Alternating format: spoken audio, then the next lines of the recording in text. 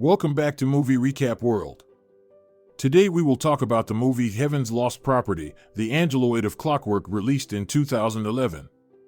The movie begins with a small chicken transforming into a giant and wreaking havoc on the town, putting Tomo and his crew in brief trouble. After that, while doing his morning routine in the orchard as usual in the calm village of Kazan, she sees that Tomo and Sohara are going to school from the road next to her and immediately hides behind the bushes because she does not want Tomo to see him in the dust. Long story short, when Tomo and Sohara arrive at the school, they see Aishiro trying to fly off the school roof. Seeing this, Tomo immediately asks Makako, the student representative, to help him, but her only concern was the money she could get from compensation. Later, while Tomo and Sohara argue about Aishiro, Ikaros appears behind Tomo. After Tomo gets a little scared, he asks Ikaros to follow him, then they blow the underwear of all the girls in the school into the distance like a flock of seagulls. Of course, this situation will soon become a legend in the city. What a wonderful scene! Since Ikaros and Nymph are new transfers to the school, they attract a lot of attention from boys for a long time. Of course, this is very normal for two beautiful girls with angel wings.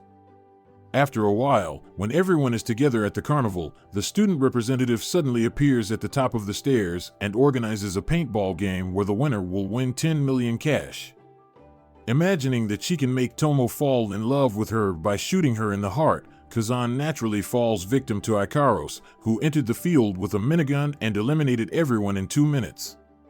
And then comes the crop festival. While Tomo and his friends are planning a show for the festival, the private school students come and show off, saying that they will perform an orchestra performance. Soon it's showtime. Private school students impress everyone with their orchestra performance, and it's time for Tomo and his team. After Tomo joked around with a silly song for a while everyone laughs and insults them, they hand the microphone to Ikaros. Ikaros mesmerizes the audience with his voice, and the private school students are stunned. After that, there were many events like this. Of course, Kazan cannot put aside her dreams with Tomo during this time. Later, while shopping, Kazan stumbles upon Sohara and Ikaros while they are out for ice cream. Noticing Kazan, Sohara calls out to her and invites her to eat ice cream together. While chatting, Kazan tells Sohara that she likes her friendships with Tomo and the others. Hearing this, Sohara invites Kazan to their club and Kazan enthusiastically accepts her invitation. Later, Tomo sets his sights on Kazan because the others think Tomo is naive. To prove that Tomo Kazan is naive, he makes her smell underwear, watch girls' baths, and much more. Finally, Tomo feels bad for Kazan and takes away the underwear sushi Kazan was about to eat. Meanwhile, the others catch Tomo and punish him in a very strange way. What a punishment! At the end of the day, Tomo and Kazan started walking alone to their house. At the end of the road, Kazan asked to Tomo walk together a little more. Kazan took him up a hill to show him his favorite view. Tomo also said that he often came to see that view. As you can see, they had some shy moments. After that day, Kazan starts coming to the club every day and Tomo does everything she can think of to discourage her. Of course, none of them worked. Afterwards, everyone continued to have fun every day. After a certain time, construction works began on most of the agricultural lands, and Kazan felt very sorry for the villagers. Later, the other girls in the group started to think that Tomo and Kazan were dating. Just then, Makako suddenly appeared as usual, suggesting that Tomo might be blackmailing Kazan. After a while, the girls luckily caught Tomo near Kazan's little garden and began to question him. Hearing the questions, Kazan couldn't take it anymore in his hiding place and told them they were wrong. Shortly after, the girls apologized. Tomo walks towards Kazan, remembering that he is covered in dust, and steps aside in embarrassment.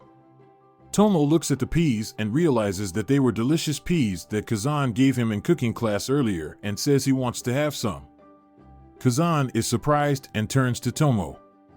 Realizing that Tomo doesn't care about his appearance, Kazan declares his love. Tomo, who doesn't understand love at all, goes crazy. He asks Ikaros to hit him to see if what happened was a dream. What a situation. Meanwhile, Ishiro asked Daedalus if he saw someone exactly like Kazan in one of the capsules and what it meant. Daedalus did not answer. Ishiro left after asking about Chaos' situation, saying that he would continue to investigate. Later, Tomo was on his way to meet Kazan. But Kazan.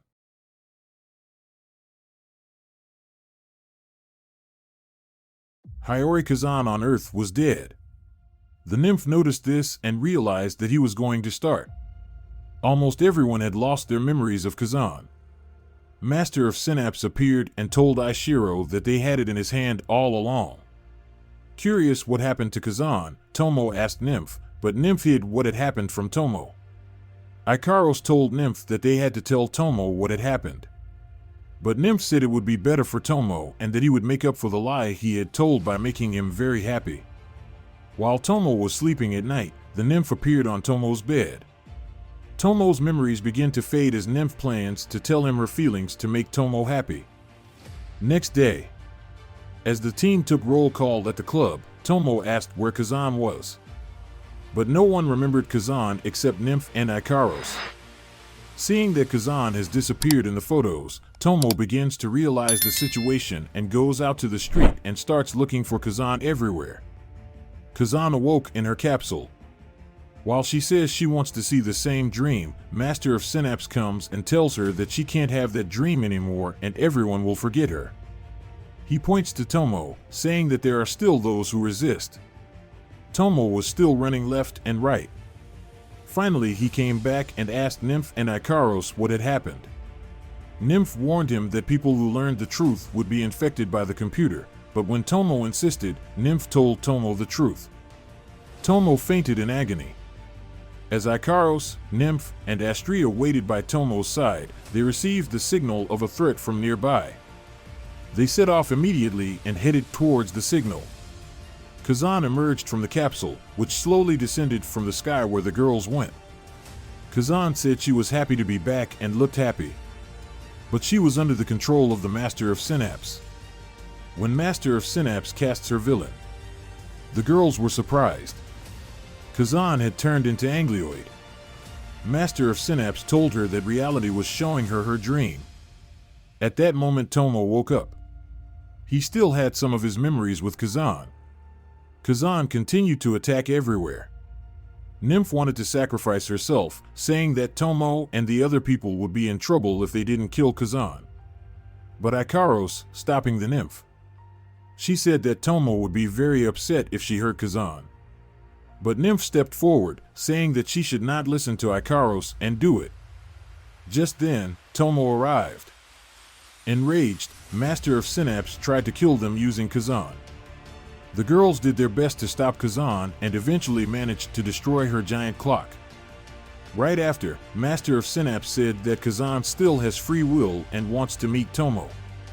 After this word, the girls realized that she was about to self-destruct by the voice coming from Kazan. Ikaros immediately went to Kazan, shielded her so that she could not harm the environment, and prepared to sacrifice herself by telling her that she was not alone. Just then, Tomo flew and landed above them. What a scene! Tomo tells Ikaros not to give up, she will save her and Kazan. Then back to Kazan. He says the city is ruined, but her favorite place is still intact. Saying that he forgot to give it, he puts the bell hairpin in her hair. After that, Kazan regains consciousness for a while and tells them to get away, because she would soon be destroyed. In the short remaining time, Kazan telepathically told Ikaros to save Tomo, telling her that she could not hurt the person she loved and that she could understand. She finally gave Tomo his first and last kiss and, unfortunately, the end. Thanks for watching, like and subscribe for more recaps. And of course, take care.